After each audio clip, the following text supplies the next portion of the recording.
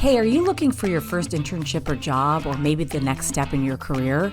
This is Launch Career Strategies, the podcast that explores all things career for 20-somethings. I'm Karen Elders, an executive recruiter turned career coach, and I'll be your host. Let's get started. Welcome back to the Launch Career Strategies podcast. Today's guest is DeGulis. He is president and portfolio manager at Soundshore Management, which is a boutique asset management firm. He joined there in 1996, and prior to Soundshore, JD worked in banking and private equity, including Morgan Stanley. So he is a graduate of Northwestern University and holds an MBA from Columbia Business School. So welcome, JD. Thanks for having me, Karen. Appreciate it. So from what you explained, Soundshore takes a pretty straightforward, disciplined approach to investing, essentially finding those diamonds in the rough. But I want you to explain it. So tell us, what does Soundshore do, and where does it sit sort of in that finance ecosystem landscape? Sure. Yeah, we are a long-only equity value boutique. So we're buying stocks, mostly large cap stocks, in a pretty concentrated portfolio. It's about 35 stocks, and we're long only, so we don't short. And we're contrarian investors, value investors. So we're often owning stocks that are not the ones that everybody's talking about. That may be the high momentum stocks or the most popular stocks of that time. You know, people hire us to give them exposure to a different part of the market that you might not find in the major indices or some of the more well-known household names. So we're stock pickers. It's a long-only value boutique, and it was started in the 70s, principally running pension money. And we've evolved now where we've got all types of clients. About 2/3 of the money is institutional, so it's typical pension endowment money. And then we also have a mutual fund called the Soundshore Fund. Got it. Okay. And I think you said it's a small portfolio. I mean, meaning that it's a very concentrated, so Right. 30, 40, 50, somewhere in that range of stocks. And how do you balance the sectors that you invest in as far as, and you can correct me on this, like industries? I mean, do you try to keep a balance of that, or does that matter? Or I guess the second part of that question is, are there sectors that you're hoping to move into? So we're diversified. There isn't a sector that we haven't invested in. We certainly have areas of the market where we've been more successful than others, but we don't exclude anything. And so it's a diversified portfolio. And we really do go at it one name at a time. Having said that, we certainly understand where our bets are, where our industry concentrations are. You know, we're always looking at those risk factors and correlations to make sure that there's not something we're missing in terms of how a portfolio may act, under certain scenarios. But we go at it one name at a time, one industry or sub-industry at a time, and build the portfolio that way. And it's pretty concentrated. I mean, 35 stocks. And then, we've always designed the product to be outside of the indices, as I said before, to give you exposure to the equity markets that you wouldn't get necessarily if you bought the S&P 500. And so in today's parlance, they call that active share, which is the percentage of your portfolio that's not in the index. Okay. And for us, it's right now 92%, just to pick a number. And so Wow. we're always, largely stocks that aren't in the major indices. We'll own a couple of them, but most of the stocks that we own are not in the major indices. Got it. Okay. All right. And so let's switch over, which, purpose of this podcast is trying to give advice and some perspective from someone at your level to a younger person, undergrad, new grad entering the finance space. So I get asked a lot, how do I know what part of, I mean, some people just know, but any guidance on young people trying to figure out what part of finance might interest them or align with their personality or their, not personality, but their skill set or kind of what just naturally interests them? It's a good question. Wall Street is, I've actually thought about this from time to time is I haven't found a good source of like a map of what, because a lot of us are visual learners. If you sort of laid out on a whiteboard, the structure of Wall Street and what the different roles are, it would probably be pretty useful. I actually looked for it a while ago, and I should have looked for it before this podcast. Given the power of AI and some of these other things that are going on these days, you might be able to find something like that. But there's two components to working on Wall Street, if you want to just break it down and oversimplify it, and that's the analytical side, and then there's the selling side, right? And every job is a component of both. I think what some people don't quite understand is how much of Wall Street is selling. Like, Mm. I'm going to say 80% of what happens on the street that people are considered the street is selling something. Now, the buy side is clearly got a more of an analytical component to it than the sell side does. But even on the buy side, it's like this quote I use all the time, Robert Louis Stevenson, is that, everybody lives by selling something. And, Mm. he's a poet, for God's sake. So it you're selling a lot. And so that's the first decision, right? Do you feel like you're someone who wants to be spending most of their time selling? And by the way, there are some roles that are clearly, I'm a salesman, right, or salesperson in whether it's in equity capital markets but even banking and even parts of private equity are largely selling, Yep. right? You're making presentations, you're trying to convince somebody of something. Bankers, the best bankers, I was in banking for a little while and certainly know a lot of them.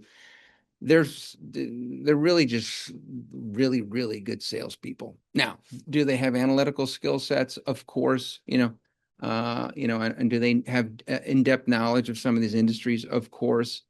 But what they're really good at is learning what their clients are interested in and how to be helpful for them and how to sell to them in a sense. And so that's one of the big decisions. I mean, if you really want to be, much more quantitative and analytical, there are roles like that on the street, but that's one big decision. And then the other one is, everybody kind of knows the big banks and the programs that they have for entry level positions, but there's so much more to the ecosystem. And so I would, give people a lot of one of the parts of advice is to branch out and talk to a lot of other people that are at smaller firms or mid-sized firms or doing different things, because it's a very diverse ecosystem, and it goes way beyond the sort of JP Morgans and Goldman Sachs of the world, which are wonderful places to work, but there are many others. And so, you got to keep your eyes wide open. I think there's so many different places to work. And then there's the differentiation between the sell side, which are largely the big banks and investment banks, and the buy side, which are the investors. So I'm at a buy side firm, right? We buy stocks. You could be at a private equity firm, so Blackstone or KKR is now they have many, many businesses now, but their core business historically was in private equity, so they're making investments. So that's the quote unquote buy side. So those are the decisions that I think you have to make, and you got to keep your eyes wide open because your first job doesn't it's really about exposure and learning things. And I was just telling you some stories from my first job. I mean, there's so much that you can learn at any job, and I don't think you got to get too hung up on this as my career track. So I have to be in, energy investment banking. It's like, no, you don't. There's a million different ways to get your foot in the door and learn and sort of network. So I'd keep a very open mind about it. Yeah, it's such great advice. And I think I love the sales aspect because, unfortunately for some people, because it scares them or it makes them hesitant. But the reality is you have to be a salesperson when you're in your career, even finding a job, because when you're networking, you're kind of selling yourself in a sense of like, first you're selling yourself like, will you please have a conversation with me? And so how you approach that and how you position yourself as what skills you do have and what you've learned undergrad and why you're valuable is you are, I mean, selling sounds cheap to say of yourself, but that is what you're doing. You're Well, presenting and you're done. selling and convincing someone to give you their time or whatever it is. And I think what you say about widening the lane and not just getting stuck on the big names, because, and someone asked me this the other day, but I find the young people I'm working with, the starting salaries, because that gets asked at the big programs and some of the smaller mid-sized programs, actually about the same. So, Right. you're not, it's not like you're taking half the pay, just in case anyone's wondering that. Right.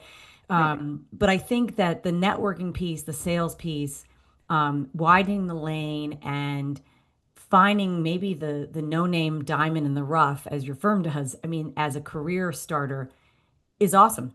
It's great.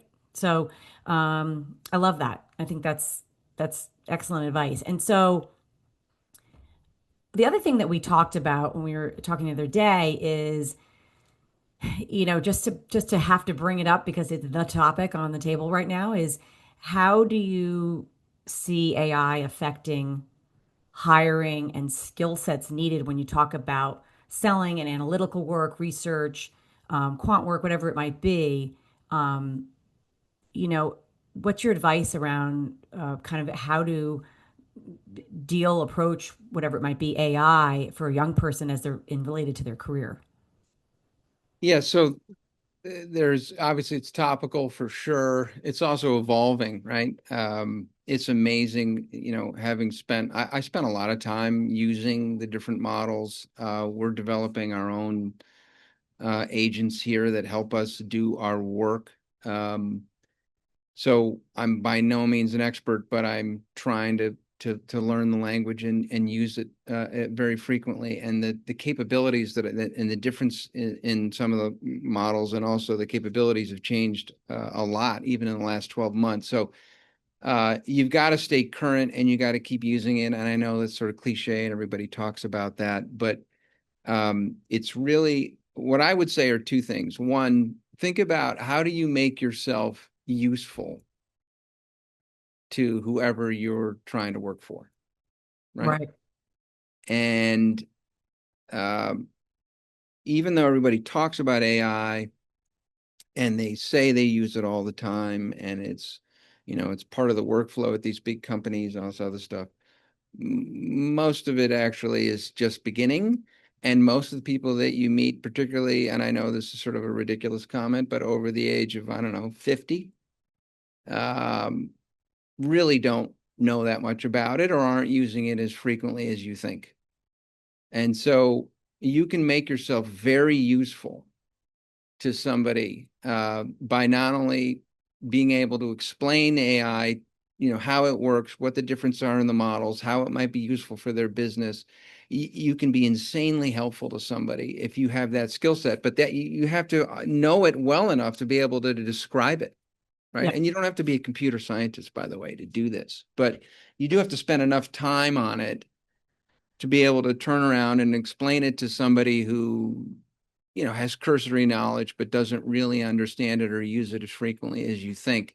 So one, you got to make yourself useful. And the only way to do that is to get in there. And the second thing is you got to start developing your own agents and then have it continuously do something for you quarterly, monthly, whatever you want. It doesn't have to be every day because you'll learn how it's changing and also watching the developments within AI because it will give you different answers. And if you're trying to be an analyst, in investment banking and it's done an M&A scenario analysis for you and it's, listed all the FTC and antitrust issues and legal issues and management issues and strategic issues and the market share and the model, the financial model, and all that stuff put together.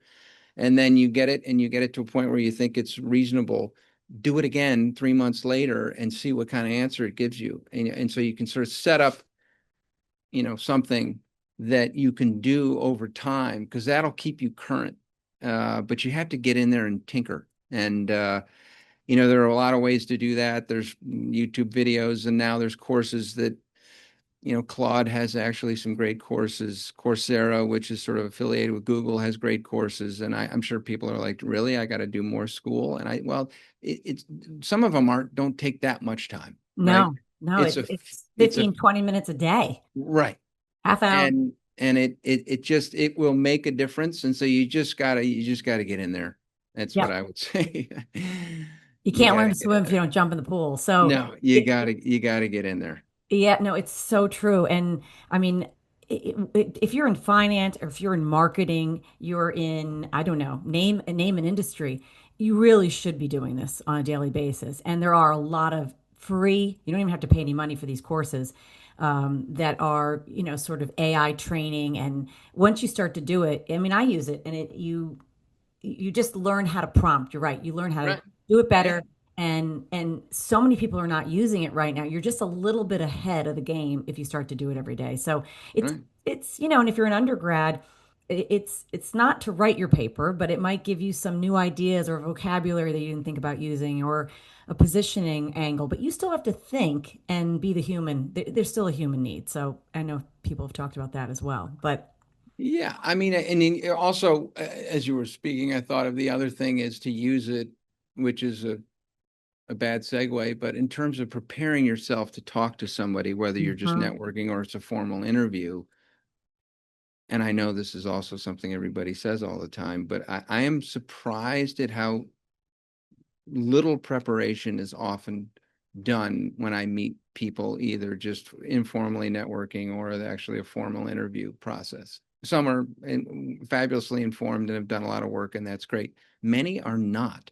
And so you can use AI to get you right at what's it's good at doing is pulling all that stuff together. And if you were meeting with Karen Elders, like you can do a lot of work on her career and where she went to school and what she's been doing lately. And so you can understand her business so much better, have a couple of questions that show you care and have paid attention. It doesn't have to be much, by the way. Um, and it makes an enormous difference when you're out there because you've only got, it's all true, right? You've got a few minutes, right? You don't need, you're not preparing yourself for a 10-hour presentation. You need just a couple of things to talk about. Yep. And that's all you need, but you need them, right? And they need to be something that shows you've done the work. And so it's enormously helpful for that as well.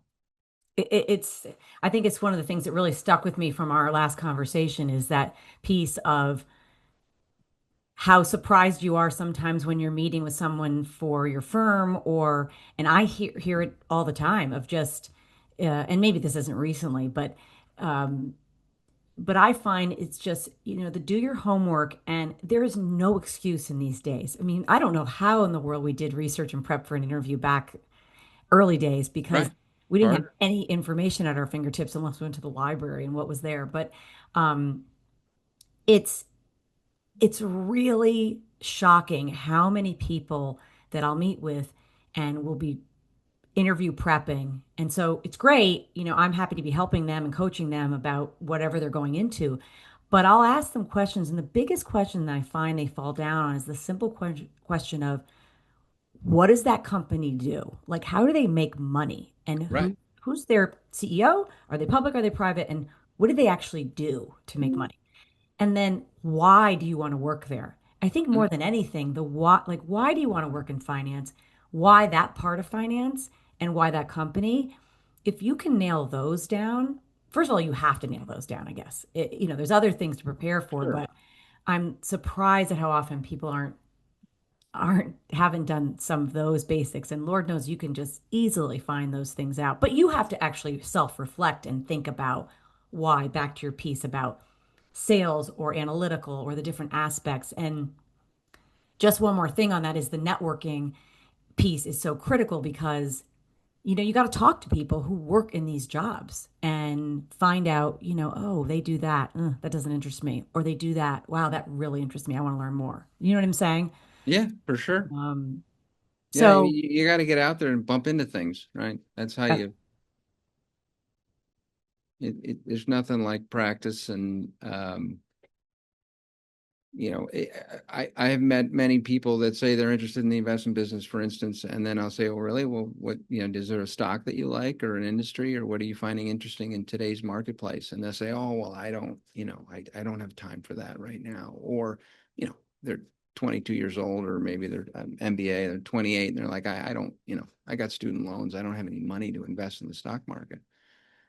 And I'm like, well, that's actually not the question I asked. Right. You know, if you're really into this, and when I didn't have two nickels to rub together, I had stocks I liked, Sure. or I would literally buy $100 of a stock. It's not a lot of money, but it was a lot of money to me. And it's amazing what happens when you actually put money on the line. It like different parts of your nervous system fire off differently Hmm. than if you're just doing it, in some finance club that's got a paper portfolio. I mean, that's interesting, but it's something that you're genuinely interested in, say, or they've looked at our portfolio and they notice we own, some obscure company. I notice you own this, and they're in this industry that's so fascinating to me. Or why the heck would you own that? I mean, just the fact that they would, are willing to ask the question and have done the work just shows an intellectual curiosity. And you wouldn't think it differentiates you, but it actually does. Well, okay. So on that point, as far as, because I do get asked this a lot, I mean, reading and consuming content, finance, as much as you can, obviously, is the more the better. But do you have advice or certain resources to read, listen that you think are maybe beyond the Wall Street Journal or the obvious ones that you read or Yeah, I mean, it's boy, there's so many choices now. And obviously these mm, I mean, we're on a podcast here. The podcasts are blowing up. For good reason. I actually think it's great because it's by definition more in depth, right? Goes way beyond the 10-second video. And so, I have some favorites, but I do when I wake up in the morning, I do read the newspaper, as it were. Obviously, it's mostly electronic, but the Wall Street Journal. I also read the New York Times, not cover to cover, but sort of, right? I look through it. Bloomberg is a huge source of information for us. We use it as our terminal, so you get a lot of information from that as well. Those three sources, I mean, every single day I'm reading. yeah. And, I spend, and, Sunday mornings, I mean, I literally get up, I have my coffee, and I sit down, and it could be 2 hours. I'm just sitting at our little breakfast table, and I'm reading, for 2 hours, just reading stuff. Yeah. And, um, you got to get good at curating it, and there's so many different things. And that alone, it's amazing also that how few people actually do that, Karen. Oh, I think it's a small amount. And I think because it's going It's past amazing. it's It's attention span, amazing. right? It's the It's lack of attention. amazing. Yeah. And you're ahead of so many people if you do that. And then the podcasts, I mean, there's, pick the ones you like. Like I love Farnham Street, which I've been a subscriber to forever. He also does podcasts, he's fantastic. All In is also really, really good now and topical, and they get great access to people. Colossus is another one that does deeper dives. And I did one on, the power industry, electricity industry for them, 2 years ago. And they do, they'll talk to investors, they'll talk to management people, they'll talk to industry experts. They've got all sorts of different things. It's mostly business focused. All In, goes all over the place, does a lot of politics too, but it's mostly business focused. I mean, those things are, if you can find a subject matter that you really find interesting, those are fantastic, and I think everybody has their favorites, but I certainly would encourage folks to spend time doing that. And that's a little bit more of a time commitment for sure. But you can do it going for a walk. You can, there's a million Right. different ways to, you don't have to see it, right? You can just listen to it. Um, but there's so many opportunities now to get smart on stuff. And if you're willing to spend more than 5 minutes on any of these things, you'd be shocked at how much more knowledge you have than the average. And when I say the average person, I'm talking about the average person that's in the industry. I mean, Right. it's, Right. I'm not talking about the average person. Um, it's amazing. It's amazing to me. The world's full of people that are mile wide and an inch thick, and it's always been that way, and it's even more so now. And so you do have to be willing to spend a little bit of time for sure. And everybody's busy, but it will make an enormous difference. Yeah, I think that is probably the best advice anybody could take away from any of this is just to try to go a little deeper than that 1 inch because you're not expected to know every industry inside and out. So just give up on that. Know what's going on in the world and a little bit maybe in how world events impact industries maybe, but if you're really interested in media and entertainment in that space, you know, really know what's going on with I don't know, Netflix or that acquisition Right, that's going on. Know what or find some small players in that space. Or if you really love energy, find those and just follow them every day. Ask chat to tell you what's the news of the day if you need to, if you have 1 minute. right. But you'll start to follow like you're reading a book, you're reading a story, and you're like, I want to know what happens next. I want to know what's going to happen with this stock. So, Yeah, and it's so, I mean, and don't be afraid to go backwards. And what I mean by that is, mhm. if to your Netflix example, and I'm not sure All In has this, I bet you they do. They'll do these, or not All In, but what's the other one? Oh, Uh, podcast. yeah, that goes deep into the development, history of different companies. I'll come up with it. Everybody knows it, but they'll have one on Netflix and the sort of the beginning days of Netflix, and they'll grab some of the executives or founders, and they'll do an hour podcast. They're really good. It's not Applied. What the heck's it called? Anyway, I'll get it to you. And it could be 4 years old. And you're like, well, what's that worth? I said, it's actually worth everything. Like if you're talking to somebody who's in the media industry and you can listen to a very well sort of constructed case study, if you will, on the development of Netflix, you're going to know so much more about how the industry sort of developed, why they are the way they are, what their strategic strengths are, what some of their weaknesses are. And you've learned it all in an hour or 45 minutes, Right. right? And Right. it may seem old because it's like, well, geez, they're so far beyond that now. It's like, actually, no, it's really important to understand that.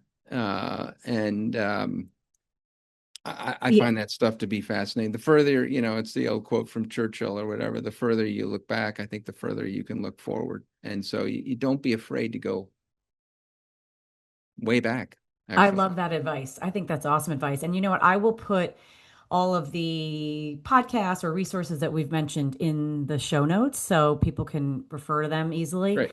So we'll follow up and figure out what that was. But there was one I listened to recently on I believe his name is Tom Foresta, that is that his last name, that was one of the key guys founding MTV. And Yeah. Uh, things like that. And just I do think it's interesting for people to understand where that came from and just the whole what it did for the music industry and for just culturally. And it just as a business model, the whole thing. So um, you can, that's the kind of depth that, you get stuck maybe in an interview question. You're going to be able to pull things out and content and interesting pieces and show, maybe that you've done some extra homework and you really know an industry or a company. So, right. It's uh, called Acquired. That's what it is. I did look it up. okay, acquired. Acquired is fantastic.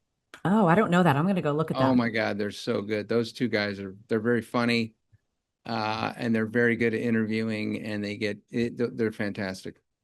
That's great. Yeah. Okay, good. I'm going to put all those in and some other ones that maybe I'll think of that might be helpful for people. But and I've heard of Farnham Street, but I don't think I've ever listened to it. That's a good one So too. it's mostly a website with information. He's written books, but it started off as sort of an investor blog thing uh, years ago, and it's grown into so much more. And he has a weekly email. I'm sort of dating myself. I still love it. I get it every Sunday morning, and it has links to all things. And then he does these interviews that you can either listen to, and it's on YouTube, or you can get the transcripts. And it's really, really you know, fantastic. Actually, I think the content is really, really good. Well, listen, it is a commitment. Reading and consuming all this, Yeah. it's consistency that's important, and not just, once a week or once every few weeks. You've got to kind of commit to daily, and you miss a day here and there, of course, but I think it's the consistency of it. And you're making a commitment for yourself, for your career in general. Plus it's interesting, but I think at first it can be a little daunting, but um I don't know. I think we've kind of covered a lot of, we could go on, but, speaking of attention spans, we want to make sure it's a good length for folks. So, I don't know, anything else you want to add or parting thoughts? No, I don't. I mean, I think, as I said before, if you're interested in finance, I do think you need to develop some things you're interested in and you want to, that you can follow, Yep. right? And so that's where you can use AI, but it's literally like pitching a stock, and you got to learn to communicate and get it down into a 3-minute pitch. But don't be afraid to do that. And to your point earlier, and it certainly resonated with me when you said sometimes people feel like, well, I can never be an expert, so why even bother reading about all this stuff? And I said, well, that's the only way you actually do learn, and you're never going to be know it all for sure. I mean, this is an insanely humbling business. You're always making mistakes. That's the only other part I would, bring up as it relates to the buy side in particular and the equity markets. In particular, is that your feedback loop is pretty clear, right? The stock either goes up or goes down. Right, So right. it's not that hard to measure, and so you got to be willing to have that kind of accountability. Some people don't like that. In fact, most don't. Even people that think they like it, they don't. It's you make a lot of mistakes, and so it's the same when preparing for an interview and kind of coming up with a stock. You're like, how can I possibly talk to this person who's been doing this forever and try to pitch a stock? It's going to sound so stupid. No, it isn't. We know that you're not the world's expert or having done this forever. It's just the fact that you went through the exercise and have been following something and have the curiosity and are willing to stick your neck out and say, well, here's what I think. Yep. We know you could be wrong. In fact, you probably are. Right.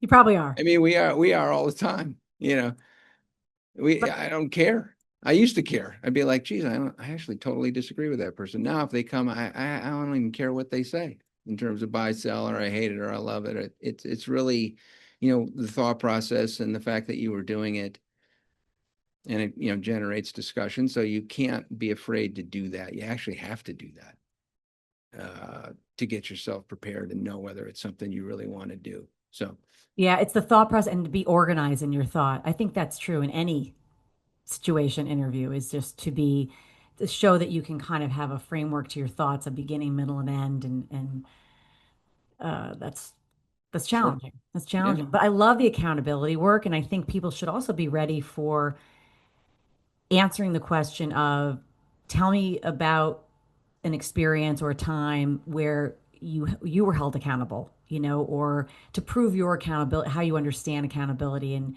how you've demonstrated that. So um, I think that's a key word to all this, because you can't hide from the stock going up or down. It is what it is. no. Um, it's awesome. This is great. Thank you, JD. Love it. I love that I got you on here to do Thanks, that. Karen. I appreciate you having me. Are you looking for more career advice or one-on-one career coaching? Check out Launch Career Strategies. We help young professionals launch successful and fulfilling careers. Check us out at launchcareerstrategies.com.